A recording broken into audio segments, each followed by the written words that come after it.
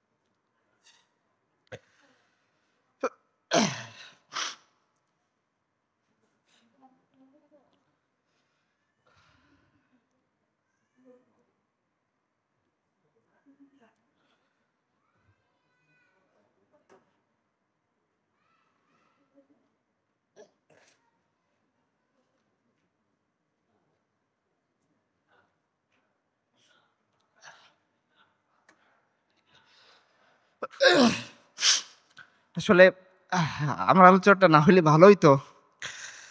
কারণ যে পরিচয় আমার দেওয়া হইছে, আমার কাছে খুব মনে হচ্ছে আহ যে আমি হয়তো সেই মুনাফিক।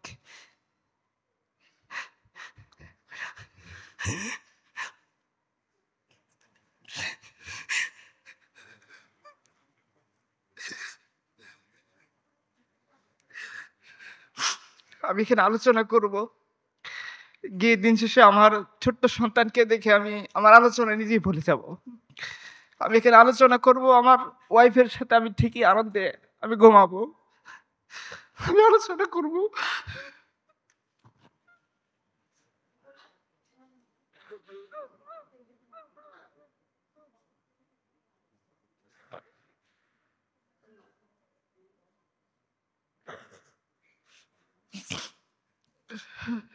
আমি আলোচনা করব আর আমাদের ভাইয়েরা এভাবে মরতেই থাকবেন। আমরা ইমানের কথা বলবো, কিন্তু ইমানের থাকা যাক আমরা কখনোই পূরণ করব না। আমরা আব্দুল্লাহ ইবনে সুরাইল সুবাইর উমর কাতারে ঢুকে যাব, কখনো আবু বকর ওমরের মতো দাঁড়িয়ে মুসলিম উম্মার দায়িত্ব নিতে পারবো না। আমরা আমাদের আয়েশি জীবনটাকে পরিত্যাগ করে সেই এক আল্লাহর দিকে ধাবিত হতে পারবো না, যে এক আল্লাহ আসমান এবং জমিন বানাইছেন, যে এক আল্লাহ আহজাবের বাহিনীকে একাই পরাজিত করেছেন, যে আল্লাহ সে তার সাহাবায়ে কেরামের বাতাস লাগার মাধ্যমে এই হযরত বং পূর্ণভূমিকে ইসলামের আলো দ্বারা রঙিন করেছেন। আমরা হয়তো সে আল্লাহর দিকে ফিরে যেতে পারবো না।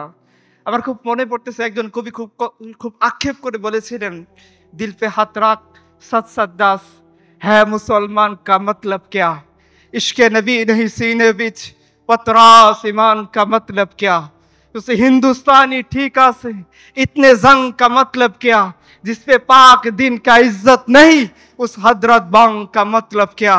মুসলমান, এখানে অনুষ্ঠান শেষ করে আমরা সবাই বাড়ি চলে যাব। আমি কিছু সমাপনী কথা বলি, হয়তো টপিকের সাথে রিলেটেড কথা আমি বলতে পারবো না, আমি সব কথা ভুলে গেছি। কারণ আমার পূর্ববর্তী সম্মানিত বক্তার প্রত্যেকটা কথা আমার দিলের ভিতরে লাগতেছিল, আমার মনে হচ্ছিল আমি হচ্ছি সেই লাস্ট মুনাফিক, যে হয়তো যখন এই কাফেলা এখান থেকে রওনা হবে, আমি তখন আমার ওয়াইফের মহব্বতে আমার বিছানা আঁকড়ে ধরে থাকবো। আমি সেই লাস্ট মুনাফিক, যখন আমার ছোট্ট 7 বছরের বোন তার ছোট্ট ভাইয়ের লাশ ব্যাগে করে হসপিটালে নিয়ে আসবে, এই দৃশ্য আমি মোবাইলে দেখব, আর আমি আমার স্ত্রীর সুখের জন্য বাইনার বাজার করার জন্য বাজারে চলে যাব।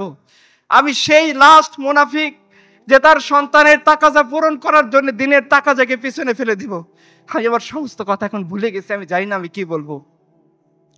আমি শুধু এটাই বলতে চাই যে আমাদের পূর্ববর্তী সম্মানিত বক্তার কথা যদি আপনারা বুঝে থাকেন, একটা বড় দায়িত্ব আমাদের সামনে অপেক্ষা করতেছেন। আমরা জানি আমরা এই দায়িত্ব পালন করতে অক্ষম, কিন্তু আমাদের মাবুদ সক্ষম। তো আমরা জানি এই দায়িত্ব আমরা পালন করতে পারবো না, কিন্তু আমাদের রব আমাকে সেই শক্তি দিবেন। তো আল্লাহ, তুমি আমাদেরকে সে শক্তি দান করো। আল্লাহ, তুমি আমাদেরকে মাটি কামছে তোমার দিনকে আঁকড়ে ধরে থাকার তৌফিক দান করো। আল্লাহ তোমার দিনের উপর আমাদের মৃত্যু দান করো। আল্লাহ মসজিদে থেকে তুমি তো মুক্ত করেই দেবা, আমার মধ্যে একটা ঘুরতাকে ওই কাফেলে তুমি শরীক করে দিও। আল্লাহ আল্লাহ তুমি রহম করো। আজকে মুসলিম উম্মাহ তার উম্মতের কথা বলে এমন অবস্থায়, তার বাড়িতে গাড়ি আছে, তার ব্যাংকে কয়েক কোটি টাকা জমা আছে, তার ওয়াইফের কয়েক ভরি স্বর্ণ আছে যেটা সে জাকাত সে আদায় করে না, কবে লাস্টে সে স্বর্ণ হিসাব করছিল সে ভুলে গেছে। সে চিন্তা করে সে তার নাতিকে কিভাবে বিয়ে দিয়ে দুনিয়া থেকে চলে যাবে। সে চিন্তা করে যে তার মৃত্যুর পর তার 3 পুরুষ কিভাবে বসে বসে খাবে। সে চিন্তা করে তার যদি এই ক্যারিয়ার না থাকে, যদি এই চাকরি সে ছেড়ে দেয়, তাহলে তার রিজিক কোত্থেকে আসবে। এই অবস্থায় আমি যদি আপনাদের সামনে কথা বলি, এই দোষে তো আমিও অপরাধী। প্রত্যেকটা বাক্য আমার অন্তরের মধ্যে বিধতেছে এবং আমাকে মনে হচ্ছে যে আমি সেই কথা বলার উপযুক্ত নই। বারবার মনে হচ্ছে যে আমাকে নিজেকে বলা উচিত যে আমি রাসূলুল্লাহর বারগার এক আদনা কুত্তা, যার আসলে না দুনিয়াতে করার কিছু আছে, না আখিরাতে আল্লাহর সামনে দাঁড়িয়ে বলার মতো কিছু আছে। যে আজকে আমাদের জীবনটা এমন ভাবে কাটতেছে যে মনে হয় মরবো না কোনোদিন। জীবনের একটা লক্ষ্য আমরা সেট আপ করে নিয়েছি। কি লক্ষ্য? আরেকটু বড় হব, আরেকটু ভালো থাকবো, আরেকটু ভালো খাবো, ঢাকায় একটা ফ্ল্যাট কিনবো, চাকরিটা আমার প্রমোশন হতে হতে আমি একদিন সচিব হয়ে রিটায়ার্ড করব, আমি আরেকটু ভালো জায়গায় আমার একটা বাড়ি করব, আমার 3 পুরুষ বসে খাবে, আমার জীবন যৌবন সব কিছু মজ মাস্তিতে কাটবে। আমরা কি কখনো যখন রেস্টুরেন্টে বসে আমরা চিকেন ফ্রাই খাই, যখন রেস্টুরেন্টে বসে কাচ্চির পেয়ালার মধ্যে আমরা জীবনের সুখ খুঁজে পাই, আমরা কি কখনো চিন্তা করি সেই মজলুমদের কথা, সেই নিরীহ নিরপরাধ গাজ্জাবাসীর কথা, যে তার সন্তানকে সান্ত্বনা দিচ্ছে একটু ঘাসের স্যুপ দিয়ে? আমরা কখনো কি সেই দৃশ্যটা কল্পনায় আসে? আমার আসে না, আমি আনতে পারি না, কারণ আমি একটু মুনাফিক। সেই ঘাসের স্যুপ খেয়ে বাচ্চা শুয়ে যায়। আমি জানি না, আমারও সন্তান আছে, আপনাদের যারও সন্তান আছে আপনারা জানেন যে সন্তান যখন কাঁদতে শুরু করে প্রত্যেকটা মা বাবার দিলের মধ্যে গিয়ে আঘাত লাগে, কিভাবে এক সন্তানের কান্নাটা বন্ধ করা যায়। কিন্তু আমি জানি না আমাদের গাজার কত মা তার সন্তানের কান্না বন্ধ করতে পারে না, কারণ তার বুকে দুধ নাই।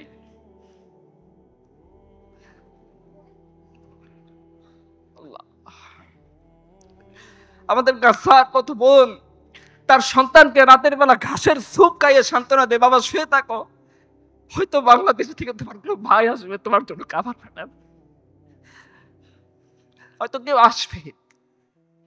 রেড ক্রস চলে যায়, রেড ক্রিসেন্ট সোসাইটি চলে যায়, কুফারদের অর্গানাইজেশনগুলো চলে যায়। আপনারা ওয়েস্টে দেখতে পাবেন বিভিন্ন ইউনিভার্সিটিগুলোতে তারা গাজার পক্ষে প্রটেস্ট করতেছে, পতাকা নিয়ে দাঁড়ায় যাচ্ছে। আজকে মুসলিম উম্মাহ কখনো কি রেস্টুরেন্টে গিয়ে বসবাস্তি করার সময় এই বাইরের কথা মনে পড়ে আমাদের? আল্লাহ যদি আমাদেরকে আসামির কাঠগড়ায় দাঁড় করান, সম্ভবত আমাদের আর কিছু বলার থাকবে না। যখন আল্লাহ সুবহানাহু ওয়া তাআলা আমাদেরকে জিজ্ঞাসা করবেন যে আমি তো ক্ষুধার্ত ছিলাম, তোমরা কি আমাকে খাবার দিয়েছো? বান্দা জিজ্ঞাসা করবে, হে আল্লাহ তুমি তো রাজ্জাক, তুমি আমাদেরকে রিজিক দিয়েছো, আমি তোমাকে কি খাবার দান করব?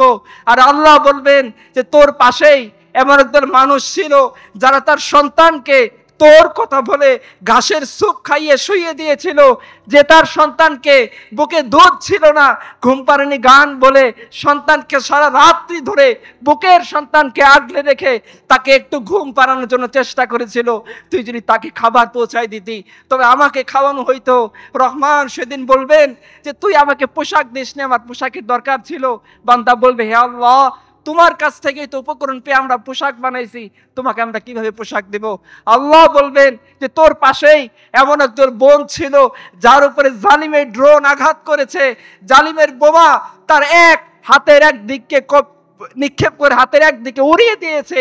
সে তার লজ্জা নিবারণের জন্য তোর দিকে হাত বাড়িয়ে একটা নেকাব চেয়েছিল, তুই সেই নেকাব দান করিসনি। আল্লাহ বলবেন যে আমি তো দুনিয়াতে আমি তো ক্ষুধার্ত ছিলাম, আমি তো তৃষ্ণার্ত ছিলাম, তোমরা আমাকে পানি পান করাওনি। বান্দা বলবে, হে আল্লাহ তোমার কাছ থেকে তো পানির সমস্ত ফোয়ারা পেয়ে আমরা আমাদের তৃষ্ণা নিবারণ করেছি, কিভাবে আমরা তোমার তৃষ্ণা নিবারণ করব? তখন আল্লাহ সুবহানাহু ওয়া তাআলা বলবেন যে গাজ্জার বুকে হেঁটে চলা তিনজন বোনকে তোরা তাকিয়ে দেখিসনি যে তার ছোট্ট একটা ভাইকে টেনে হিসড়ে নিয়ে যাচ্ছিল, কারণ এই ছোট্ট ভাইকে কুলে নেওয়ার মতো হিম্মত তার ছিল না। এই ছোট্ট ভাইটার একাংশ ছিল দুশ্মনের গুলির আঘাতে শরীর উড়ে গিয়েছে, তার পা থেকে ফুটায় ফুটায় রক্ত বের হচ্ছে। ছোট্ট 7 বছরের সেই শিশু তার ভাইকে এইভাবে লিখে দিতে চাচ্ছে না। তার এক কোলে 3 বছর বয়সী তার ছোট ভাই, তার আরেক পাশে 5 বছর বয়সী ওই ভাই যার পা থেকে রক্ত ঝরতেছে, যার মাথায় শত্রুর আঘাত লেগেছে। আর এই ছোট্ট 7 বছর বয়সী সে কচি মেয়ে তার এই ভাইকে নিয়ে হেঁটে চলছে মিশরের দিকে। হয়তো রাফা বর্ডারকে খুলে দেওয়া হবে, তারা এক নিরাপদ আশ্রয়ে প্রবেশ করবে। তুই কি তাকিয়ে দেখিসনি যে মরুভূমির সেই বালুকণার ভিতরে, তীব্র উত্তাপের ভিতরে এই ছোট বাচ্চাটা তৃষ্ণার্ত অবস্থায় দুনিয়া থেকে চলে গিয়েছে, আর তুই গরমের মধ্যে স্যুপ খেতে খেতে, গরমের মধ্যে কোল্ড ড্রিঙ্কস খেতে খেতে তুই আমার সাথে তামাশা করতেছিলি, তোর মনে নেই? উম্মতে মুসলিমা, প্রস্তুত হও সেই দিনের জন্যে যখন তোমাদেরকে তোমাদের রবের সামনে দাঁড় করিয়ে দেওয়া হবে এবং তোমাদের রব তোমাদের সমস্ত আমল নামার ব্যাপারে জিজ্ঞাসা করবেন। আমাদের রব জিজ্ঞাসা করবেন যে তোমাকে যৌবন দিয়েছিলাম, তুমি সেটা কোন কাজে কাটাইছো? আমার রব জিজ্ঞাসা করবেন তোমাকে ইলম দিয়েছিলাম, কোন কাজে কাটাইছো? তোমাকে আমি হায়াত দিয়েছিলাম, কোন কাজে কাটাইছো? উম্মতে মুসলিমা, তোমাদের হায়াত চলতেছে, মওত তোমার দোরগোড়ায় দাঁড়িয়ে আছে। এমন একটা সময় আসবে জবানকে আল্লাহ বন্ধ করে দিবেন, চোখকে আল্লাহ তাআলা কথা বলার ক্ষমতা দিবেন, হাতকে আল্লাহ তাআলা কথা বলার ক্ষমতা দিবেন। প্রত্যেকটা হাত, প্রত্যেকটা পা, প্রত্যেকটা চোখ সেদিন সাক্ষ্য দিবে যখন একদিকে উম্মতে মুসলিমা কুফফার শক্তির সামনে দাঁড়িয়ে বুক পেতে ছোট্ট একটা শহরের কিছু মানুষ পুরা কুফফার শক্তিকে তাক লাগিয়ে দিয়েছিল। তখন তুমি রং তামাশায় মধ্যে ছিলা, তখন তুমি বন্ধু বান্ধবের সাথে ট্যুরে গিয়েছিলা, তখন তুমি তোমার কার চালিয়ে এমনভাবে গরিবের উপরে কাদাকে লেফটে দিয়েছো, তুমি মনে করেছো তুমি জমিনের বাদশা। তুমি এমন অবস্থায় দিন কাটিয়েছো, বউয়ের সাথে মজ মাস্তি করেছো, পোলাপানের সমস্ত ইচ্ছাকে পূরণ করেছো, কিন্তু তুমি উম্মতে মুসলিমার জন্যে, উম্মতে মুহাম্মদের জন্যে, গাজ্জার মুসলমানের জন্যে, কাশ্মীরের জন্যে, ফিলিস্তিনের জন্যে, আরাকানের জন্যে তুমি কিছু করনি। সেই রবের সামনে তোমরা সবাই হিসাব দেওয়ার জন্য প্রস্তুত হয়ে উম্মতে মুসলিমা তোমরা স্মরণ করো তোমাদের নবীজির কথা। হে অডিয়েন্স ভাইয়েরা, স্মরণ করেন আপনার নবীজির কথা। একটা বাচ্চা শিশু দাঁড়িয়ে আছে ঈদ উল ফিতরের দিন, রাসূলুল্লাহ সাল্লাল্লাহু আলাইহি সাল্লাম যাচ্ছেন, তিনি যখন ঈদগাহর দিকে হাঁটা দিচ্ছেন, দেখছেন এই বাচ্চাটা কাঁদতেছে। জিজ্ঞাসা করছেন, বাবু তুমি কাঁদতেছে কেন? বলতেছে, হে ইয়া রাসূলুল্লাহ, আমার পিতা তো যুদ্ধে শহীদ হয়ে গিয়েছে, আমার মা অনেক আগে মারা গিয়েছে। ঈদের দিন দেখলাম অনেক বাচ্চারা সুন্দর সুন্দর পোশাক গায়ে দিয়ে তার বাবার হাত ধরে ঈদগাহে যাচ্ছে। আমারও খুব ইচ্ছে করতেছিল আমি ছোট্ট মানুষ বাবার হাতটি ধরে ঈদগাতে আপনার পিছনে গিয়ে আপনার ইমামতিতে নামাজ আদায় করব, কিন্তু আমার সেই পিতা নেই, আমার এমন কোনো মা নেই যে আমার খোঁজ খবর নিবে ঈদের দিন আমি একটু মিষ্টান্ন খাইছি কিনা, আমি একটা সুন্দর পোশাক পরছি কিনা, আমি আমার বাবার সাথে ওযু করে ঈদগাহে গেছি কিনা। এই জন্য আমার খুব কষ্ট লাগতেছে, আমি একাকে এই কোনায় দাঁড়িয়ে আছি। উম্মতে মুসলিমা শুনে রাখেন, আপনাদের নবী এই বাচ্চাকে হাত ধরে বাসায় নিয়ে গিয়েছেন, খাবার খাইয়েছেন। হুসাইন রাদিয়াল্লাহু আনহুকে যে পোশাক তিনি দিয়েছিলেন ঈদের দিন, ওই পোশাক তিনি পরিয়েছেন এবং তিনি বলেছেন যে এই বাচ্চা তুমি কি এতে সন্তুষ্ট নও? আজকে থেকে মুহাম্মদ রাসূলুল্লাহ তোমার পিতা, আয়েশা তোমার মা।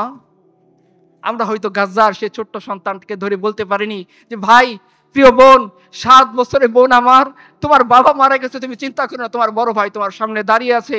দুশ্মনের দিকে যে গুলি প্রথম আসবে সেটা তোমার এই ভাই বুক পেতে তোমাকে দুশ্মনের সামনে থেকে রক্ষা করবে। আমরা ওই ছোট্ট বোনকে বলতে পারিনি যে জীবনে যার শরীরে কোনোদিন সূর্যের আলো লাগেনি, তাকে যখন ইহুদি এই বদমাশরা টেনে হিসড়ে তার নেকাব খুলে ফেলছিল, আমার পাগড়িটা দিয়ে তাকে বলতে পারিনি, বোন তোমার যে ভাই যাকে তুমি মুনাফিক মনে করো, সে তার নিফাককে দূর করার জন্যে, সে তার ইমানকে পূর্ণ করার জন্যে যে পাগড়ি বেঁধেছিল তোমার জন্যে, আজকে সে পাগড়ি তোমাকে দিয়েছে তোমার জন্যে। এবং দেখো, তোমরা চোখ খুলে তাকিয়ে দেখো, তোমার সেই অথর্ব, তোমার সেই মুনাফিক ভাই তার মুনাফিকের নাজরানাকে মিটানোর জন্যে, তার ইমানের তাকাজাকে প্রকাশ করার জন্যে সে তোমার পাশে দাঁড়িয়ে আছে। নাও তুমি তোমার এই ভাইয়ের পাগড়িটা নিয়ে তুমি তোমার লজ্জাকে নিবারণ করো। আর যে দুশমন তোমার দিকে হাত বাড়াইছে, দেখো তোমার ভাই পণ করে বাংলাদেশ থেকে আসছে, সে পণ করেছে, হয় দুশমনের হাত থাকবে নয়তো তার ভাই জীবিত থাকবে। তা আমরা যতক্ষণ পর্যন্ত আমাদের এই কথাগুলোকে আমরা বাস্তবে রূপায়ণ না করতে পারবো, আমরা যতক্ষণ পর্যন্ত সেই কথার দিকে ফিরে আসতে না পারবো। রাসূলুল্লাহ সাল্লাল্লাহু আলাইহি সাল্লাম বলেছেন যে তোমাদের সামনে এমন একটা দিন আসতেছে, তোমাদেরকে কাফেররা, তোমরা যেভাবে দস্তরখানা বিছিয়ে তোমরা মেহমানকে ডাকো খাবার খাওয়ার জন্যে, কাফেররা তোমাদেরকে এইভাবে মারার জন্য ডাকবে। তখন সাহাবায়ে কেরাম জিজ্ঞাসা করছেন, ইয়া রাসূলুল্লাহ, তখন কি আমরা সংখ্যায় কম থাকবো না বেশি থাকবো? রাসূলুল্লাহ সাল্লাল্লাহু আলাইহি সাল্লাম বলেছেন যে না, তোমরা সংখ্যায় কম থাকবে না, তোমরা সংখ্যায় বেশি থাকবা, কিন্তু তোমাদের অবস্থা হবে সমুদ্রের মধ্যে ভাসমান ফেনার মতো। সাহাবায়ে কেরাম জিজ্ঞাসা করেছেন, ইয়া রাসূলুল্লাহ, এই অবস্থা কেন হবে? বলছে, তোমরা দুনিয়াকে আঁকড়ে ধরে থাকবা, মৃত্যুকে ভুলে যাবা, তোমরা কৃষিকাজের ভিতরে লিপ্ত হবা, তোমরা জিহাদকে ছেড়ে দিবা। যে হাদিসটা আমার প্রিয় ভাই কিছুক্ষণ আগেই বলে গেলেন, আমাদের জীবনের সাথে হাদিসটা মিলাই। আজকে আমরা দুনিয়াকে এত বেশি পছন্দ করি, কখনো মরতে চাই না। আজকে দুনিয়াকে এত বেশি পছন্দ করি, আল্লাহর দিন মেনে চলতে চাই না। আজকে দুনিয়াকে এত বেশি পছন্দ করি যে আমার অসহায় মজলুম ভাই বোনের জন্য আমি আমার জবানটাকে উচ্চবাচ্য করতে পারি না। আমি এমন অবস্থায় আমার জীবনযাপন করি, আমার পরিবারের জন্য খাবার মজুদ আছে, আমার সংসারের জন্য খাবার মজুদ আছে, আমার বাচ্চার দুধ মজুদ আছে, কিন্তু যে সমস্ত অসহায় মজলুম ভাই বোনেরা মাসের পর মাস, বছরের পর বছর নিজেদেরকে আল্লাহ সুবহানাহু ওয়া তাআলার সামনে দাঁড় করিয়ে শাহাদাতের নজরানা পেশ করতেছেন, যারা সে শিয়াবে আবু তালিবের মতো হাড্ডিসার হয়ে মারা যাচ্ছেন, যে সমস্ত উম্মার মায়েরা তার বাচ্চাকে ঘাসের স্যুপ খাইয়ে ঘুমানোর জন্য পিরাপিরি করতেছেন, যে সমস্ত বোনেরা তার লজ্জা নিবারণের জন্য বালু ধুলা দিয়ে নিজের শরীরকে ঢেকে নিচ্ছেন, এবং কি ঘুমানোর আগে পর্যন্ত তারা বোরখা পরে ঘুমাচ্ছেন, না জানি কখন দুশ্মনের বোমের আঘাত তার বাসার উপরে এসে পড়ে, তিনি মৃত্যুবরণ করেন, আর তার সাংবাদিক ছবি তোলার জন্যে তার সতর উন্মুক্ত হয়ে যায়। এই দৃশ্য থেকে বাঁচার জন্যে যিনি ঘুমের মধ্যেও বোরকা পরিধান করে ঘুমাচ্ছেন, সে সমস্ত সম্মানিত মুসলমানদের বোনদের সামনে দাঁড়িয়ে আমরা বলতে পারিনি যে তুমি যে এতদিন প্রত্যাশা করতেছিলা সালাউদ্দিন আইয়ুবীর জন্যে, তুমি যে প্রত্যাশা করতেছিলা মুহাম্মদ বিন কাসেমের জন্যে, তুমি যে প্রত্যাশা করতেছিলা আমিরুল মুমিনিন উমর ইবনুল খাত্তাবের জন্য, হ্যাঁ আমি আমিরুল মুমিনিন উমর ইবনুল খাত্তাব হতে পারিনি, হ্যাঁ আমি মুহাম্মদ বিন কাসেম হতে পারিনি, হ্যাঁ আমার মুরদ নাই সালাউদ্দিন আইয়ুবী হতে পারিনি, কিন্তু আমি আল্লাহর গোলাম তো, তোমার ভাই তো, তোমারই কোনো মায়ের সন্তান তো, তোমার কষ্ট দেখে আমি সহ্য করতে পারিনি, তোমার ভিডিও আমাকে আমার ওয়াইফের কাছে শান্তিতে থাকতে দেয়নি, আমি হানজালার মতো বিবির সাথে শুয়েছিলাম, কিন্তু যখন ডাক এসেছে যে তোমাকে মুক্ত করতে হবে, আমি বিবির সাথে ফরজ গোসলরত অবস্থায় আর দেরি করিনি, তোমার ডাকে সাড়া দিয়ে আমি চলে এসেছি তোমাকে মুক্ত করার জন্য। আমার কাছে কিছুই ছিল না, কিন্তু তোমাদেরই নেতা ইয়াহইয়া সিনওয়ার রাহমাতুল্লাহি আলাইহি শিখিয়ে গিয়েছেন যে জালিমের সাথে মোকাবেলা করার জন্য ট্যাঙ্কের দরকার নাই, জালিমের সাথে মোকাবেলা করার জন্য মিসাইল পাওয়ারের দরকার নাই, জালিমের সাথে মোকাবেলা করার জন্য আমাদের মার্কাবা ট্যাঙ্কের দরকার নাই। ইয়াহইয়া সিনওয়ার সে লাঠিটাকে কুড়িয়ে আমি তোমাকে বাঁচানোর জন্য তোমার কাছে চলে আসছি। যদি হতে পারতো এরকম, হয়তো আমরা আল্লাহর সামনে দাঁড়িয়ে সেই হিসাব দিতে পারতাম, যে হিসাবের ভয় কিছুক্ষণ আগে আমাদের প্রিয় ভাই আমাদেরকে দেখিয়ে গেলেন। যদি আমরা প্রস্তুত হতে না পারি সেই দিনের জন্যে, সেই ফিতনাকে নির্মূল করার জন্যে, তাহলে মনে হয় আমরা আল্লাহ সুবহানাহু ওয়া তাআলার সামনে কখনো মুখ দেখাইতে পারবো না। আমি শেষ করে দিচ্ছি একটা পয়েন্ট বলে। আমাকে বলা হচ্ছিল সমাজ কল্যাণের কথা বলতে, পৃথিবীর মধ্যে সবচেয়ে বড় কল্যাণ কোনটা? সবচেয়ে বড় কল্যাণ হচ্ছে পৃথিবী থেকে শিরক এবং কুফরকে নির্মূল করা। এটা আমার কথা না, আল্লাহ সুবহানাহু ওয়া তাআলা বলেছেন কাতিলুহুম হাত্তা লা তাকুনা ফিতনা। এই ফিতনার ব্যাখ্যা উলামায়ে কেরাম বলেছেন যে শিরক এবং কুফরের কথা বলা হচ্ছে যতদিন পর্যন্ত আমরা কুফরের কর্তৃত্বকে ধ্বংস করতে না পারবো, যতদিন পর্যন্ত সাপের মাথাকে আমরা শেষ করে দিতে না পারবো, যতদিন পর্যন্ত কুফরের তাকতকে আমরা নিঃশেষ করতে না পারবো, আমরা আমাদের কাঙ্ক্ষিত যে সাফল্য, কাঙ্ক্ষিত যে বিজয়, সেটা কখনোই আমরা অর্জন করতে পারবো না। সো দুনিয়ার মধ্যে সবচেয়ে বড় যে সমাজ কল্যাণ, যেটা আল্লাহ সুবহানাহু ওয়া তাআলা ফতোয়া অনুসারে, সেটাই হচ্ছে কি জমিন থেকে সমস্ত বাতিল উপাস্যকে মিটিয়ে দিয়ে এক আল্লাহর বিধান অনুসারে জমিনকে চলতে সুযোগ দেওয়া, জমিন থেকে সমস্ত বাতিল আইডিওলজিকে মিটিয়ে দিয়ে মানুষকে মানুষের অধিকার ফিরিয়ে দেওয়া, জমিন থেকে সমস্ত তন্ত্রমন্ত্র দূর করে এক আল্লাহ সুবহানাহু ওয়া তাআলার দেওয়া দ্বীনকে কায়েম করে প্রত্যেকটা মানুষকে তার ঘরে ঘরে খাবার পৌঁছে দেওয়া। এটা সেই দিন যখন আবু বকর রাদিয়াল্লাহু আনহু মুসলিম উম্মাহর খলিফা হলেন, তাকে তার প্রতিবেশী বলতেছিল যে এখন তো আবু বকর খলিফা হয়েছে, এখন তো আমাকে ভুলে যাবে। আবু বকর তো খলিফা হওয়ার আগে আমার দুধ দহন করে দিত, আমার বাচ্চার খোঁজ খবর রাখতো, এখন আবু বকর মুসলিম উম্মাহকে নিয়ে ব্যস্ত হয়ে গেছে, আমার দুধ কে দহন করে দিবে? আবু বকর রাদিয়াল্লাহু আনহুর কাছে যখন এই খবর পৌঁছানো হলো, আবু বকর রাদিয়াল্লাহু আনহু ওই প্রতিবেশীকে বললেন, তুমি তোমার ভাইয়ের কথা ভুল বুঝো না, তোমার ভাই খলিফা হয়েছে, সে আবু বকর তো সে ঠিকই খিলাফতের দায়িত্বে থাকা অবস্থায়ও তোমার দুধ দহন করে দিয়ে যাবে। এবং তাই হয়েছে, ইতিহাসের কিতাব বলতেছে আবু বকর একসাথে মুসলিম উম্মাহর রাষ্ট্রীয় দায়িত্ব সামলাইছেন, মুসলিম উম্মাহর অভিভাবকত্ব করেছেন, আবার একই সাথে তিনি যে প্রতিবেশীর দুধ তিনি রেগুলার দহন করে দিতেন, খিলাফত থাকা অবস্থায়ও তিনি সেই প্রতিবেশী দুধ দহন করে দিয়েছেন। আপনারা জানেন ওমর রাদিয়াল্লাহু আনহু আবু বকরের সাথে সবসময় আমলি একটা প্রতিযোগিতা লেগে থাকতেন। তো তার ইচ্ছা ছিল যে আবু বকর যে সমস্ত জায়গায় সমাজ কল্যাণের জন্য, উম্মার কল্যাণের জন্য তিনি কাজ করেন, তিনি ওই সমস্ত জায়গায় আবু বকরকে পেছনে ফেলে দিবেন, কারণ আবু বকর রাষ্ট্রীয় দায়িত্ব নিয়ে ব্যস্ত। তো তিনি দেখতেন আবু বকর যেন রাতে ওঠে এক কিনারায় সীমান্তবর্তী অঞ্চলে চলে যায়। কোথায় যায়? তিনিও গেছেন। তিনি গিয়ে দেখেন যে আবু বকর রাদিয়াল্লাহু আনহু মুসলিম উম্মার খলিফা, তিনি সীমান্তবর্তী একটা অঞ্চলে গিয়ে একটা অসহায় বৃদ্ধা যে চোখে দেখে না, তাকে দেখার কেউ নাই, তিনি গিয়ে তার ঘর ঝাড়ু দিচ্ছেন, তার বাসন কোসন পরিষ্কার করে দিচ্ছেন, তার জন্যে মশকে করে পানি তার ঘরের ভিতরে দিয়ে আসছেন, তার খাবার দিয়ে আসছেন। এই দৃশ্য দেখার পর ওমর বলতেছে, হে আবু বকর, আপনি পরবর্তী উম্মতের জন্য, পরবর্তী খলিফাদের জন্য কঠিন করে গেলেন। তো যে সমাজ কল্যাণের কথা আমরা বলি, যে সমাজ থেকে সন্ত্রাস নির্মূল কথা বলি, যে সমাজের মধ্যে ইনসাফ কায়েমের কথা বলি, যে সমাজের মধ্যে ন্যায় নীতি কায়েমের কথা বলি, এই সমাজ কখনোই আল্লাহ সুবহানাহু ওয়া তাআলার যে ফতোয়া, সেই ফতোয়া অনুসরণ করা ছাড়া সম্ভব না। আল্লাহ বলেছেন দুনিয়া থেকে সমস্ত কাফেরকে মিটিয়ে দাও, আল্লাহ বলেছেন দুনিয়াতে সমস্ত কুফরকে মিটিয়ে দাও, শিরককে মিটিয়ে দাও, তাহলে অটোমেটিক সমাজ কল্যাণ হবে। আজকে যদি শিরককে নির্মূল করা যায়, কুফরি শক্তিকে নির্মূল করা যায়, ইনশাআল্লাহ গাজায় শান্তি ফিরে আসবে। আজকে যদি কুফরি শক্তিকে নির্মূল করা যায়, ইনশাআল্লাহ বাংলায় শান্তি ফিরে আসবে। বাংলায় শুধুমাত্র দোয়া দরুদ পড়ে, শুধু সেমিনার করে শান্তি ফিরিয়ে আনা সম্ভব না, যতক্ষণ না বাংলা তার পাশের কুফরকে নির্মূল না করবে, যতক্ষণ না গাজা তার পাশের কুফরকে নির্মূল না করবে, যতক্ষণ না পৃথিবী তার সমস্ত জঞ্জালকে ধুয়ে মুছে সাফ না করবে, ততক্ষণ পর্যন্ত পৃথিবীতে এই শান্তি শৃঙ্খলার প্রতিষ্ঠা করা সম্ভব নয়। গভর্নর আব্দুল হামিদ তিনি কোরআন পড়তেছিলেন, তো তার কোরআনের পাশে রাখা ছিল তলোয়ার। তার ছোট্ট মেয়ে এসে জিজ্ঞাসা করতেছে, আব্বা আপনি কোরআন পড়তেছেন, কোরআনের পাশে তলোয়ার কেন রাখতেছেন? গভর্নর আব্দুল হামিদ হিস্টোরিক্যাল একটা কবিতা বলেছিলেন, বলছে বেটা তুই জানোস না, ঈদ কুওয়াত হাফিজ ইয়াকদি গারান আর কায়নাত জিন্দেগি রা মেহবরান, যে বেটি তুমি জানো না কোরআন এবং তলোয়ার দুটো একসাথে চলে। কোরআন এই জন্য যাতে তলোয়ার জুলুম করতে না পারে, আর তলোয়ার এই জন্য যাতে কোরআনের রাস্তা পরিষ্কার হয়ে যায়। আল্লাহ সুবহানাহু ওয়া তাআলা আমাদেরকে সেই সত্যিকার যে সমাজ কল্যাণ, সেই পথে অগ্রসর হয়ে নিজের জীবনকে আল্লাহ সুবহানাহু ওয়া তাআলার জন্য দিয়ে সেই মৃত্যু আমাদেরকে আল্লাহ তাআলা নসিব করুন, যে মৃত্যুর জন্য গাজার মানুষজন দোয়া করতেছেন, যে মৃত্যুকে গাজার মানুষজন বরণ করে নেওয়ার জন্য নিজের বুককে পেতে নিচ্ছেন, যে মৃত্যুকে পাওয়ার জন্য আমাদের ছোট্ট ছোট্ট বাচ্চারা শহীদ খেলতেছেন, যে মৃত্যুকে পাওয়ার জন্য গাজার সেই মহান মুজাহিদরা দিনের পর দিন, মাসের পর মাস, বছরের পর বছর লড়াই করতেছেন, যাতে আমরাও একথা বলতে পারি, জব রূহ মেরে পেরাহানে খাকি সে নিকলি তো উপর সে আওয়াজ আবে কে মেরা ফকিরা।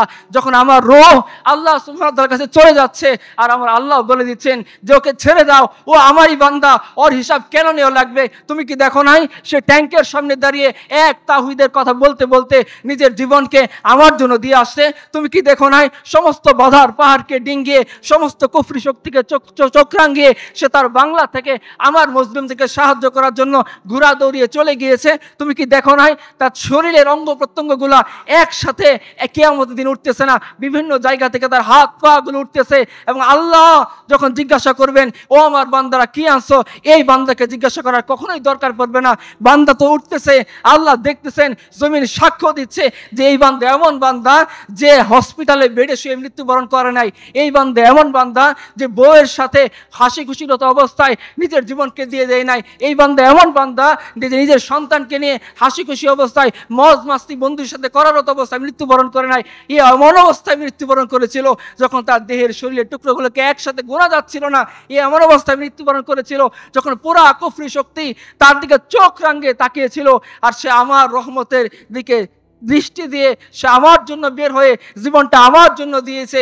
এ এমন এক বান্দা যে না আসমানকে দেখছে, না জমিনকে দেখছে, না আমেরিকাকে দেখছে, না ইউরোপকে দেখছে, না আমেরিকাকে দেখছে, কিচ্ছুকে দেখে নাই। না রাশিয়ার চোখ রাঙানি সে ভয় করছে, না হিন্দুস্তানের মোদির চোখ রাঙানি সে ভয় করেছে। সে এক আল্লাহর উপর ভরসা করে তাকে যে আল্লাহ দায়িত্ব দিয়েছিলেন সে দায়িত্ব পালন করার জন্য সে পাগলের মতো ছুটে গেছে। আর আল্লাহ সুবহানাহু ওয়া তাআলা তাকে সেই সমস্ত সাহাবীদের মতো মৃত্যু নসিব করেছেন, হয়তো আমাদের অবস্থা এমন হবে যে আমরা মারা যাব আর সাদ ইবনে মুআযের মতো আল্লাহর আরশ কেঁপে উঠবে। এটা এক মৃত্যু। আরেক মৃত্যু হচ্ছে এমন, আমি হাসপাতালে বেডে শুয়ে আছি, আমার চতুর্দিকে শরীর হাত পায়ের মধ্যে তার লাগানো আছে, আমাকে নার্সরা চিকিৎসা সেবা দিচ্ছে, সমানে পাম্প করতেছে, এই অবস্থায় আমি মারা গেছি। কিয়ামতের দিন আমার হাতের মধ্যে 10টা পাইপ লাগানো, নাকে নল লাগানো, চোখের মধ্যে যন্ত্র সেট আপ করা, সমানে টিকটিক শব্দ হচ্ছে, এই অবস্থা আমি উঠতেছি। এটা এক মৃত্যু। আরেকটা মৃত্যু হচ্ছে ইয়াহিয়া সিনওয়ারের মৃত্যু। এখন আপনি চিন্তা করেন যে আমি কোন মৃত্যুকে মুছে নেব? নিজের দিলের ভিতরে যে নিফাক আছে, যে ইমান বিরোধী কার্যক্রম আছে, যে আমাদের মধ্যে যে ভীরুতা আছে, সেটাকে দূর করার তো একটাই রাস্তা, যে আল্লাহ জীবন তো একটাই ছিল, আল্লাহ হায়াত তো একটাই ছিল, আল্লাহ তুমি তো আমাকে একবারই দুনিয়াতে সৃষ্টি করেছিলা। এই হায়াতের ভয়ে আমি তোমার দ্বীনে হক থেকে দূরে সরে যাইনি। এই যে হায়াত, এই হায়াতের ভয়ে আমি কুফরি শক্তির দিকে তাকিয়ে চোখ নামিয়ে কথা বলিনি। এই যে হায়াত, এই যে জীবন, এই যে চাকরি, এই যে বিবি, এই যে বাচ্চা, এটার ভয়ে আমি তোমার দিন থেকে সরে যাইনি। আমিও সে সমস্ত মানুষদের পথ বেছে নিয়েছি যাদের মৃত্যুর সময় তুমি বলেছো রাদিয়াল্লাহু আনহুম ওয়া রাদু আন, তাদের উপর আমি সন্তুষ্ট, তারা আমার উপর সন্তুষ্ট। আমরা দিনে হোক বোঝার পরে হে আল্লাহ তোমার সেই পথ বেছে নিয়েছি, আমরা ওই পথ বেছে নিইনি যে পথ বেছে নেওয়ার কারণে আমাদের নবীজি বলেছেন যে তোমাদের উপর শত্রু বাহিনী ঝাঁপিয়ে পড়বে। যেভাবে দস্তরখানা বিছিয়ে তোমরা মেহমানকে ডাকো, ওইভাবে তোমরা তোমাদের শত্রু বাহিনী কবলে পড়বে, তারা তোমাদেরকে মারার জন্য ডাকবে। ইয়া আল্লাহ এই জিল্লতি থেকে বাঁচার জন্যে আমরা আমাদের জীবনকে, আমাদের যৌবনকে, আমাদের হায়াতকে, আমাদের চাকরিকে, আমাদের ব্যবসাকে, আমাদের পরিবারকে শুধু তোমার দিকে তাকিয়ে কুরবানি করে দিয়েছি। যাতে তুমি একটু বলে দাও এই ফেরেশতাদেরকে ও আমারই বান্দা, যাতে হাসরের দিন তুমি একটু বলে দাও ও আমারই বান্দা। আর যখন রাসূলুল্লাহ সাল্লাল্লাহু আলাইহি ওয়াসাল্লাম তার কাফেলা নিয়ে জান্নাতের দিকে রওনা হবেন, তুমি যাতে আমাকে এই কাফেলায় ঢুকিয়ে দাও। আমি জানি প্রিয় ভাইরা এই কাজটা অনেক কঠিন, আমি জানি প্রিয় ভাইরা নিজের জীবনটাকে এক আল্লাহর জন্য উৎসর্গ করা অনেক কঠিন। আমি জানি প্রিয় ভাইরা দুনিয়ার সমস্ত মায়া মহব্বতকে, এই সমস্ত জিনিসকে পাশ কাটিয়ে এক আল্লাহর জন্য কাজ করে যাওয়া, উম্মতের দুঃখে দুঃখিত হওয়া, উম্মতের কষ্টে কষ্টিত হওয়া, উম্মতের জন্য মন খারাপ করা খুব কঠিন কাজ। কিন্তু এই কঠিন কাজটা যদি আমরা না করতে পারি, আমরা কিভাবে ওই সমস্ত মানুষদের সামনে গিয়ে দাঁড়াবো যারা এক আল্লাহর জন্য নিজের দেহকে তুচ্ছ ছিন্ন বিচ্ছিন্ন করে ফেলেছেন, যারা এক আল্লাহর জন্য নিজের দুধের শিশুকে কুরবানি করে দিয়েছেন, যারা এক আল্লাহর জন্য দিনের উপর টিকে থাকার জন্য কুফরি শক্তিকে চোখে চোখ রাঙিয়ে কথা বলার জন্য হাড্ডিসার বাচ্চা নিয়ে রাত ভর যে মা কান্না করতেছেন, এই মায়ের কুরবানির সামনে আমরা কি নিয়ে দাঁড়াবো? যদি সেই এক আল্লাহর দেওয়া দিনের দিকে, সেই নবী সাল্লাল্লাহু আলাইহি ওয়াসাল্লামের সেই রেখে যাওয়া দিনের দিকে ফিরে না আসি, আমরা কিভাবে সেই আল্লাহর সামনে দাঁড়াবো? আর যদি করতে পারি এই কষ্টের কাজটা, আমি জানি আপনাদের প্রত্যেকের অন্তরে ছোট্ট সে আগুন জ্বলতেছে। আপনার এই আগুনটাকে সংরক্ষণ করে রাখেন। ইনশাআল্লাহ আমাদের নিফাক থাকুক, আমাদের আমল দুর্বল হোক, আমরা তাহাজ্জুদ গুজার হয়তো নাও হতে পারি, রহমানের বান্দা তো আমরা হয়তো ঠিকভাবে নামাজ পড়তে পারি না, কিন্তু তার বন্দেগী স্বীকার করছি তো আমরা হয়তো সেই এক আল্লাহকে সেভাবে সাহাবায়ে কেরাম মানছিলেন ওইভাবে পুঙ্খানুপুঙ্খভাবে মানতে পারি না, কিন্তু সে সাহাবা কেমন অনুসারী বলে দাবি করি তো ইনশাআল্লাহ সে আল্লাহ আমাদের উপর রহমত বর্ষণ করবেন। ইনশাআল্লাহ সে আল্লাহ আমাদেরকে বিজয়ের জন্য প্রস্তুত করে দিবেন। যদি আমরা কাজ না করি, এই 5ই আগস্ট যে হবে কেউ আমরা স্বপ্নে কল্পনা করিনি, আল্লাহ তাআলা করে দিয়েছেন। আমেরিকা যে নাকানি চুবানি খাবে এটা আমরা কল্পনা করিনি, আল্লাহ করে দিয়েছেন। ইসরায়েল যে এই ছোট্ট একটা শহরের সামনে 1 বছরের বেশি সময় ধরে নাকানি চুবানি খাবে, পৃথিবীর সমস্ত ধরনের অত্যাধুনিক অস্ত্র থাকা সত্ত্বেও, সেটা আমরা কল্পনা করিনি, আল্লাহ করে দিয়েছেন। আল্লাহ সোমালিতে বিজয় এনে দিচ্ছেন। এগুলো আল্লাহর কুদরত। দুনিয়ার স্রোত একদিকে, ইসলামের স্রোত আরেকদিকে। যে সমস্ত মানুষরা দুনিয়ার স্রোতকে বাদ দিয়ে ইসলামের স্রোতকে আঁকড়ে ধরেছে, যে সমস্ত মানুষরা দুনিয়ার মানুষের বানানো আইডিওলজিকে অতিক্রম করে এক আল্লাহর দেওয়া আইডিওলজিকে আঁকড়ে ধরেছে, যে সমস্ত মানুষরা সমস্ত কুফরি শক্তির দেওয়া প্রলোভনকে দূরে ঠেলে এক আল্লাহর দেওয়া জান্নাতের প্রলোভনের দিকে নিজেকে বিলীন করে দিতে পেরেছে, বিজয় এরাই আনবে। সালাউদ্দিন আইয়ুবী এরাই হবে, মোহাম্মদ বিন কাসেম এরাই হবে। আফসোস আজকে যদি আমরা পর্নোগ্রাফি দেখতে দেখতে চিন্তা করি যে আমি উম্মার সালাউদ্দিন আইয়ুবী হব। আরে যে পুরুষটার কাছে এক মহিলার দেহ নিরাপদ না, যে মহিলা, যে পুরুষটা দাঁড়িয়ে রাস্তার মোড়ে ইফটিজিং করতেছে, যে পুরুষটা দাঁড়িয়ে একটা ন্যাংটা মহিলার নাচ গান দেখতেছে, আরে ও কি বুঝবে যে উম্মতে মুসলিমার মহিলাদের ইজ্জতের দাম কতখানি? ও কি করে বুঝবে সাহাবায়ে কেরামের পর্দার মূল্য কতখানি? ও কি করে বুঝবে যে জীবন দেওয়া সহজ নেকাব খোলাটা তার জন্য কত কঠিন, সেই দিনের দিকে আমাদের ফিরে আসতে হবে। আমি জানি কাজটা কঠিন, কিন্তু সেই কাজটা আমাদের করতে হবে, কারণ হাসরের দিনে আল্লাহ সুবহানাহু ওয়া তাআলা এই যে মানুষরা যারা তার বুকের ভিতরের জ্বলানো আগুনটাকে ধরে রেখে এই সমস্ত আগুনকে এক করে এই আগুনের মধ্যে কুফরি শক্তিকে, বাতিল শক্তিকে, জালিম শক্তিকে জ্বালিয়ে ছারখার করে দিয়েছিল, তারাই রাসূলুল্লাহ সাল্লাল্লাহু আলাইহি সাল্লামের সেই কাফেলার মধ্যে রওনা দিবে। এই জন্য কবি বলেছিলেন যে হাসর কা দিন এ হোগা মালুম कि जीता कौन और हारा कौन, और हम सोए हाशर चलेंगे शाह अबरार के साथ, काफिला होगी रवा काफिला सलार के साथ, ये तो तैयबा का मोहब्बत का असर है, वरना कौन रोता है लिपट कर दारो दीवार के साथ। আমরা জানি কাজটা কঠিন, দুনিয়া আমাকে প্রলোভন দেখাবে, দুনিয়া নারী এনে উপস্থাপন করবে, দুনিয়া গুগলের মধ্যে পর্নোগ্রাফি ঢুকিয়ে দেবে, আমরা জানি এগুলো থেকে বেঁচে থাকা কঠিন, কিন্তু যে আমরা এজন্যই বেঁচে থাকবো, নবীদের কাফেলা রওনা হবেন, জান্নাতের গেটে গিয়ে নক করবেন, ফেরেশতা বলবে কে, বলবে মুহাম্মদুর রাসূলুল্লাহ সাল্লাল্লাহু আলাইহি ওয়াসাল্লাম, বলবে আসেন, ওয়েলকাম। আল্লাহ সুবহানাহু ওয়া তাআলার পক্ষ থেকে নির্দেশ ছিল যাতে গেট খোলা না হয়, আপনি আসবেন, এরপরে গেট খোলা হবে। সেই যে আমাদের দো জাহানের সরদার, তার সাথে আমরা রওনা হবে একই কাফেলায়। ওই কাফেলায় ইয়াহিয়া সিনওয়ার থাকবেন ইনশাআল্লাহ, ওই কাফেলার মধ্যে সালাউদ্দিন আইয়ুবী থাকবেন ইনশাআল্লাহ, ওই কাফেলার মধ্যে আবু বকর ওমর থাকবেন ইনশাআল্লাহ, ওই কাফেলার মধ্যে আল্লাহ যদি দয়া করে আমার এই উদ্যোগের কারণে, আমার এই ছোট্ট ভাঙ্গাচোরা ইমানের কারণে, আমার এই পদক্ষেপের কারণে আল্লাহ যদি সেই তালিকায় আমাদেরকে তুলে দেন, কতই না খুশনসিব আমাদের জন্য। শেষ করে দিচ্ছি, একজন কবি বলেছেন মুলক মিল্লাত पर फिदा उम्रे रवा करते चलो, ए हयाते चंद रोजा जाविदा करते चलो, खालिद जर्रार की दीनी हमायत की कसम बुदगदों को बुद से फिर बेनिशा करते चलो। সবাইকে ধন্যবাদ।